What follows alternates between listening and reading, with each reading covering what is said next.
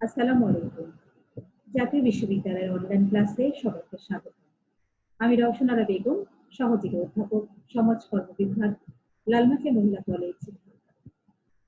করোনাকালীন শিক্ষা কার্যক্রম চলমান রাখার সাথে জাতীয় বিশ্ববিদ্যালয়ের উদ্যোগে অনলাইন ক্লাসে সংযুক্ত হতে পেরে আমি আনন্দিত।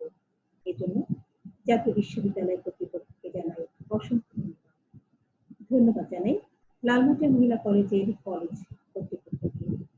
সুপ্রিয় শিক্ষার্থীরা, তোমরা নিশ্চয়ই সুস্থ আছো। তোমাদেরকে অনেক অনেক শুভকামনা জানিয়ে আজকের ক্লাস শুরু করছি।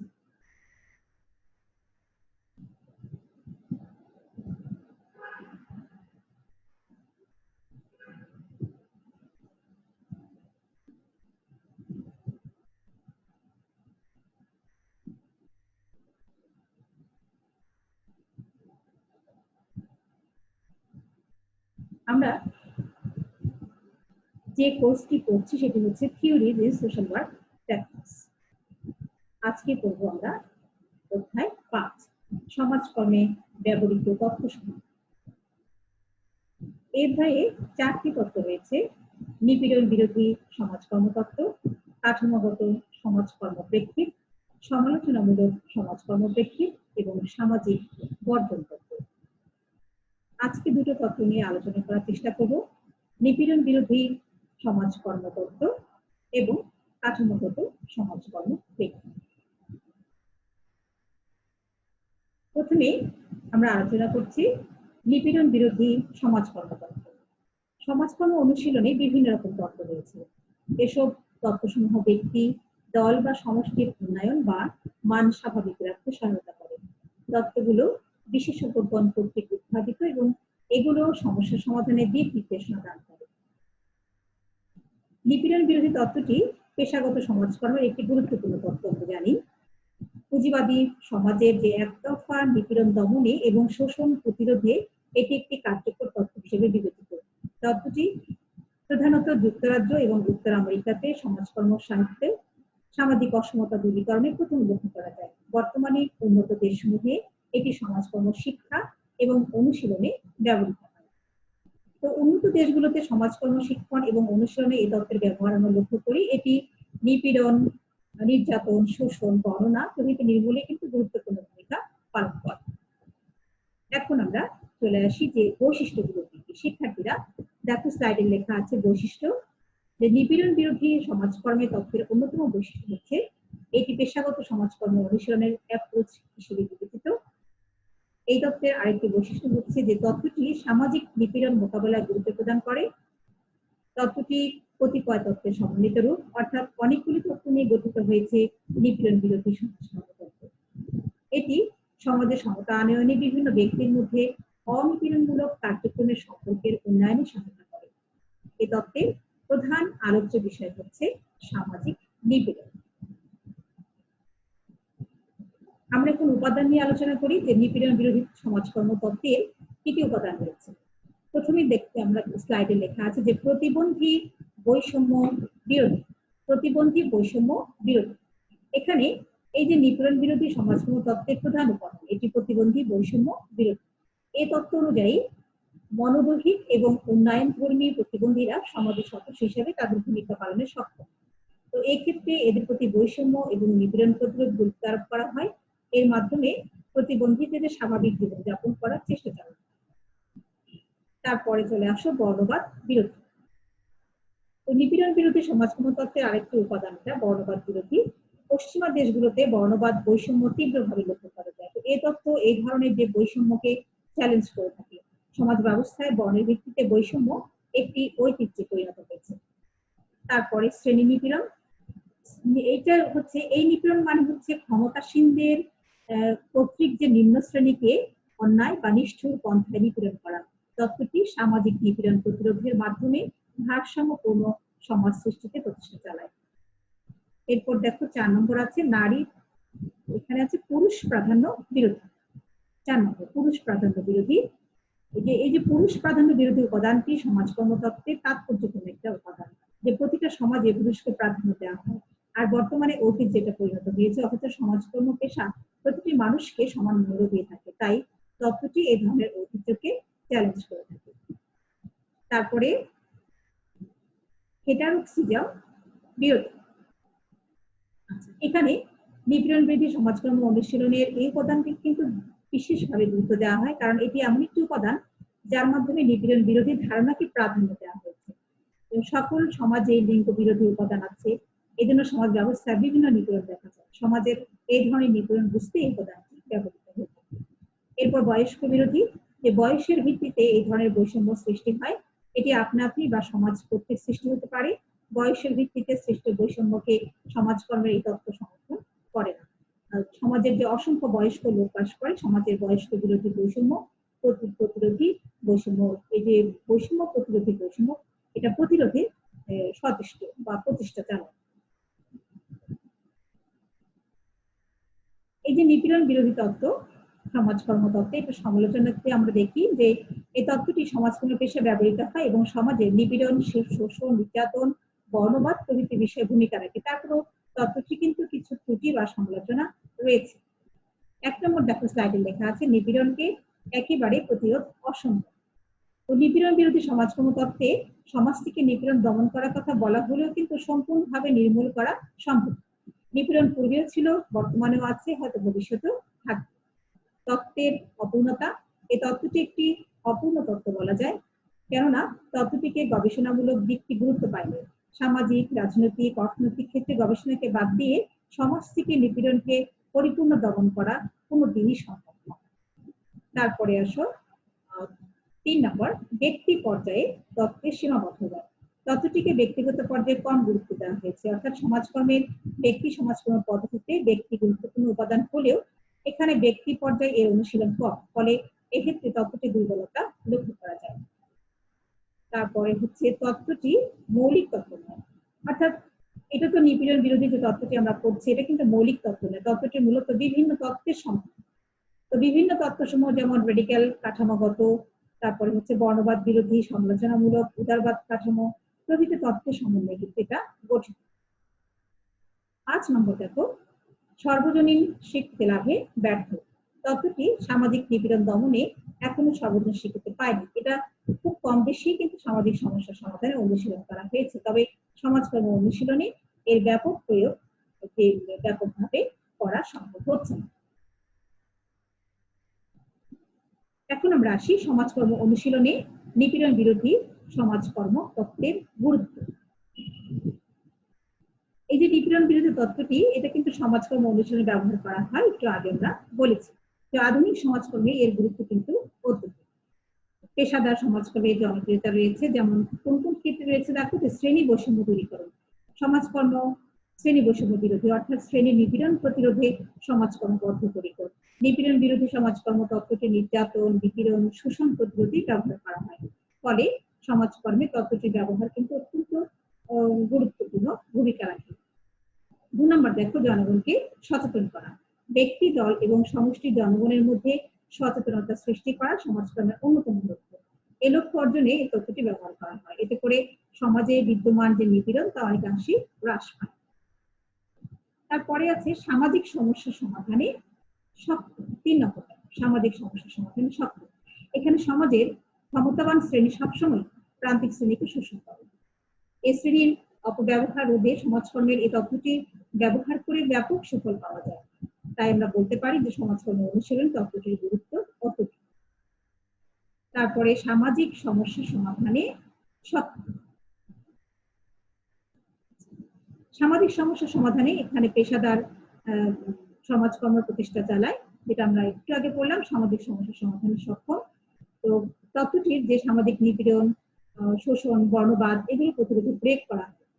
তারপরে চলে আসো 4 নম্বর, সামাজিক অসমতা দূরীকরণ। সমাজকর্ম সবসময় সামাজিক অসমতা দূরীকরণের প্রচেষ্টা চালায়। তত্ত্ব অনুযায়ী সমাজে যে প্রান্তিক শ্রেণী রয়েছে, তারা অসমতার কারণে নিপীড়নের শিকার হচ্ছে, তাই তত্ত্বটি ব্যবহারের ফলে সামাজিক অসমতা বহুলাংশে হ্রাস পায়। এরপরে আমরা আলোচনায় আসছি নারী পুরুষের সমান অংশগ্রহণ। সমাজের সকল কাজেই নারী পুরুষের সমান অংশগ্রহণ থাকবে, এটাই স্বাভাবিক, কিন্তু পুরুষকে প্রাধান্য দিলে সমাজে নানাবিধ সমস্যার জন্ম হয়। সমাজকর্ম নারী পুরুষের সমান অধিকারে বিশ্বাসী। সমাজকর্ম অনুশীলনে তত্ত্বটির এই ধরনের ব্যবহার আমরা লক্ষ্য করতে পারি।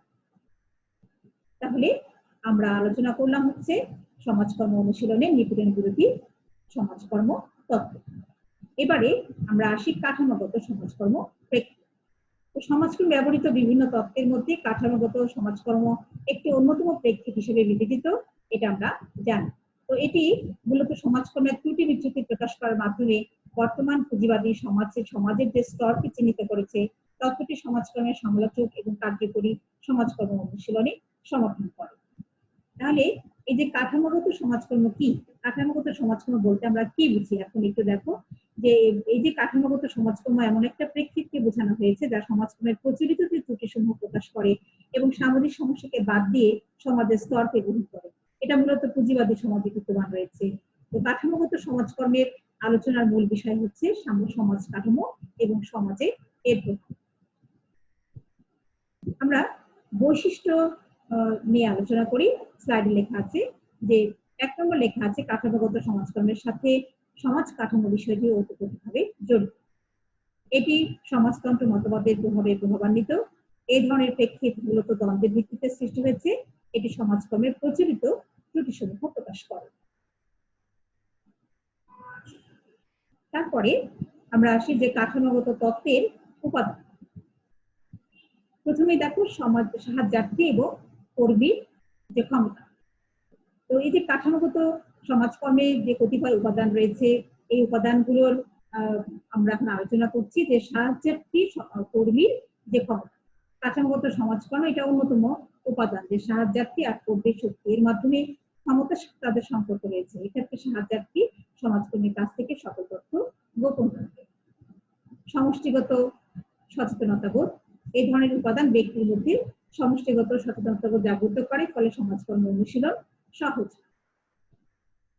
সমাজ কাঠামোর পরিবর্তন 3 নম্বর লেখা আছে সমাজ কাঠামোর পরিবর্তন। তো সমাজ কাঠামোর পরিবর্তন কাঠামোগত সমাজকর্মের আরেকটি উপাদান।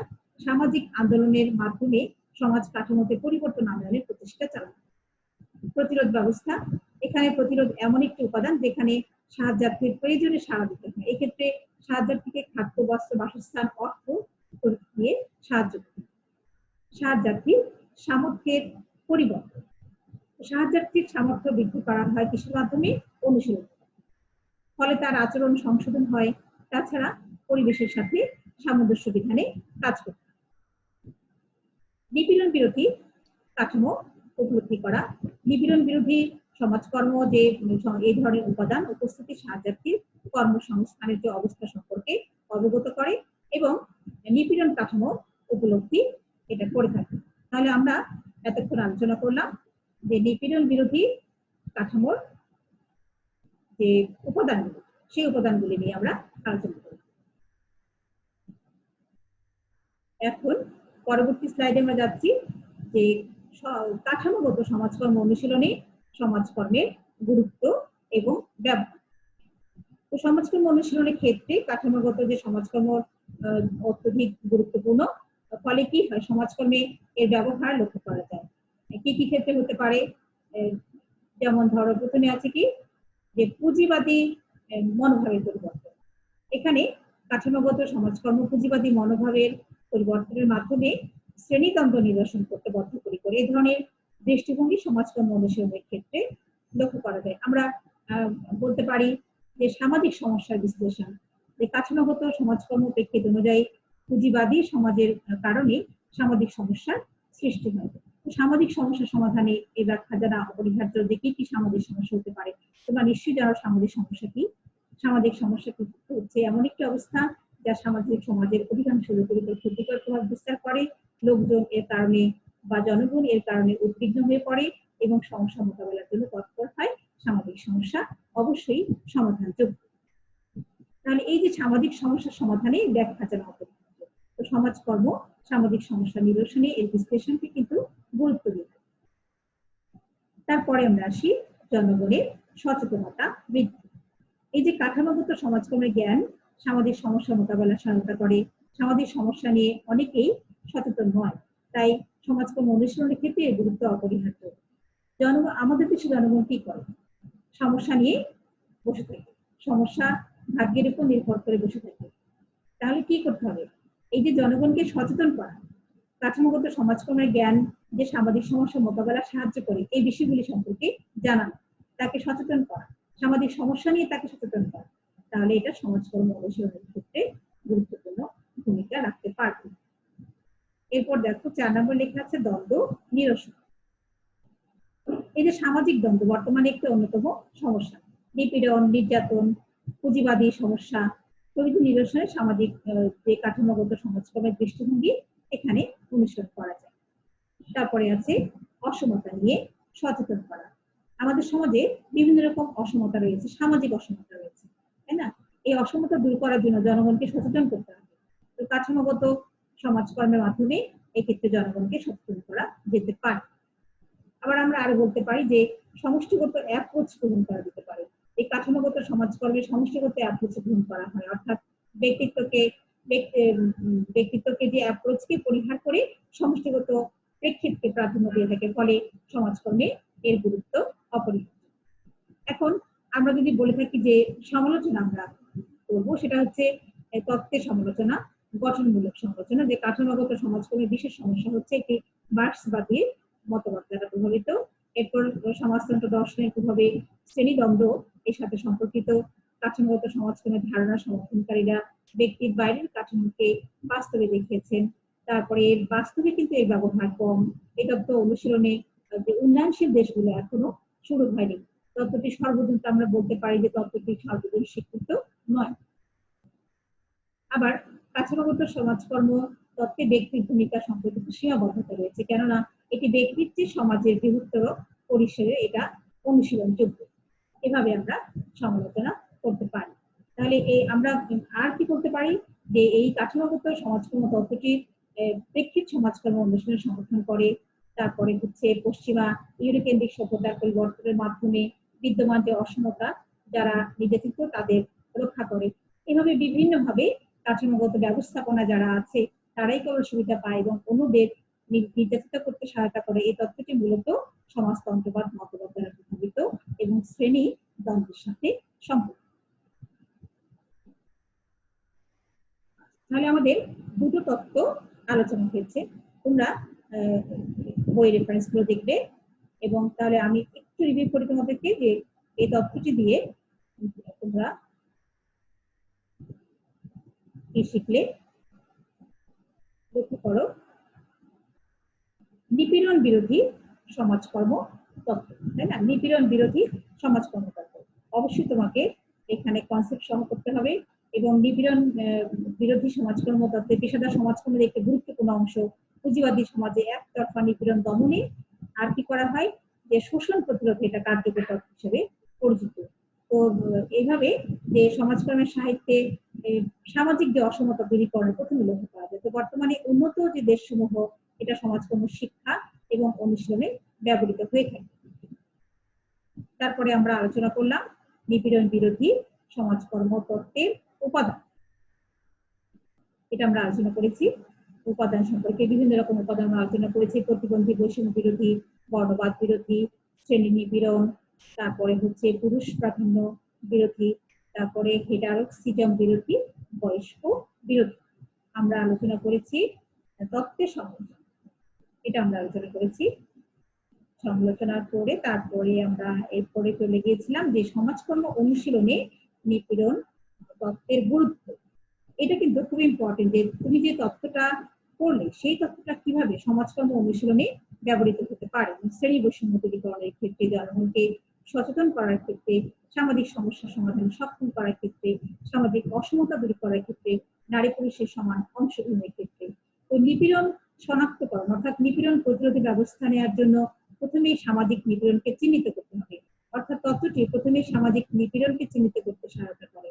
তাই এই তত্ত্বটি কিন্তু যথেষ্ট গুরুত্ব রয়েছে।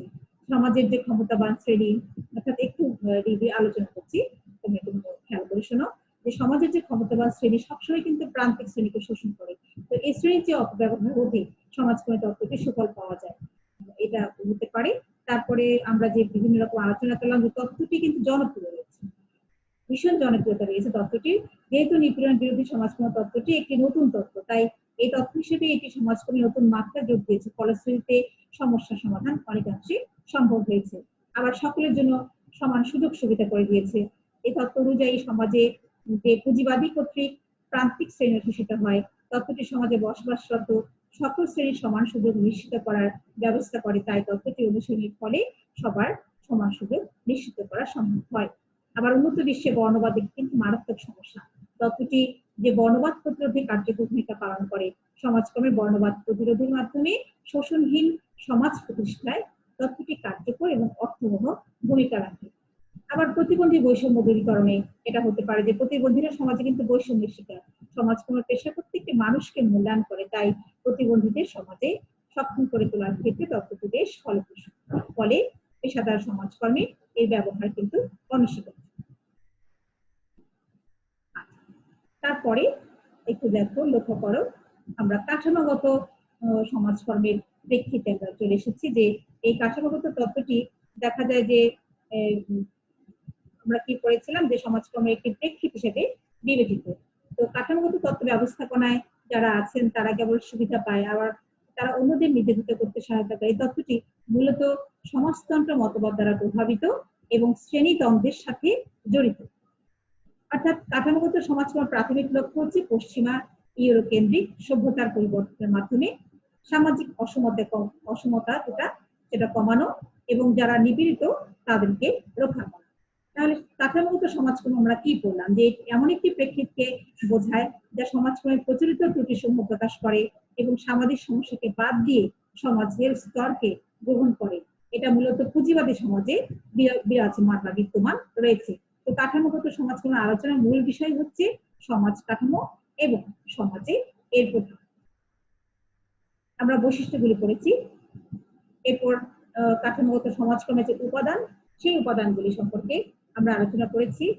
তারপরে আমরা আলোচনা করেছি কাঠামোগত সমাজকর্ম অনুশীলনে সমাজকর্মের যে গুরুত্ব, খুব ইম্পর্টেন্ট। প্রত্যেকটা তত্ত্বের তুমি সমাজকর্মে কিভাবে অনুশীলন করবে সেটা হচ্ছে গুরুত্বপূর্ণ। সমষ্টিগত অ্যাপ্রোচের ক্ষেত্রে আমরা করতে পারি যে এই যে কাঠামোগত সমাজকর্মের অ্যাপ্রোচ, সমষ্টিগত অ্যাপ্রোচকে গ্রহণ করা হয়, অর্থাৎ ব্যক্তিত্বকে অ্যাপ্রোচকে পরিহার করে সমষ্টিগত ব্যক্তিকেন্দ্রিক যে ব্যক্তিত্ব অ্যাপ্রোচকে পরিহার করে সমষ্টিগত প্রেক্ষিতকে প্রাধান্য দেওয়া হয়ে থাকে। ফলে সমাজকর্মে এর গুরুত্ব অপরিসীম। পুঁজিবাদী মনোভাব পরিবর্তনের ক্ষেত্রে এটা গুরুত্বপূর্ণ ভূমিকা পালন করে। তারপরে সামাজিক সমস্যা সমাধানের যে বিশ্লেষণ, সামাজিক সমস্যা যে রয়েছে, এই সামাজিক সমস্যার সমাধানের যে ব্যাখ্যা, এটা জানা অপরিহার্য। সামাজিক সমস্যা নিরসনে এর বিশ্লেষণকে গুরুত্ব দেওয়া থাকে। যদি সামাজিক সমস্যা সম্পর্কে জানা না হয় তাহলে কিন্তু এটা বিশ্লেষণ করাও সম্ভব নয়। সুতরাং সামাজিক সমস্যা সম্পর্কে তোমাকে আগে জানতে হবে, এর ব্যাখ্যা বিশ্লেষণ করতে হবে এবং তারপরে এই তত্ত্বটা প্রয়োগ করতে হবে। তাহলে সুপ্রিয় শিক্ষার্থীরা, তোমাদের সাথে আমরা আমি দুটো তত্ত্ব নিয়ে আলোচনা করেছি। তোমরা অবশ্যই ভাষায় চর্চা করবে। সবাই ভালো থাকো, সাবধানে থেকো এবং নিয়মিত পড়াশোনা করো। তোমাদের সবাইকে অনেক অনেক শুভকামনা জানিয়ে আজকের ক্লাস শেষ করছি। আল্লাহ হাফেজ, সবাই ভালো থাকো। ধন্যবাদ সবাই।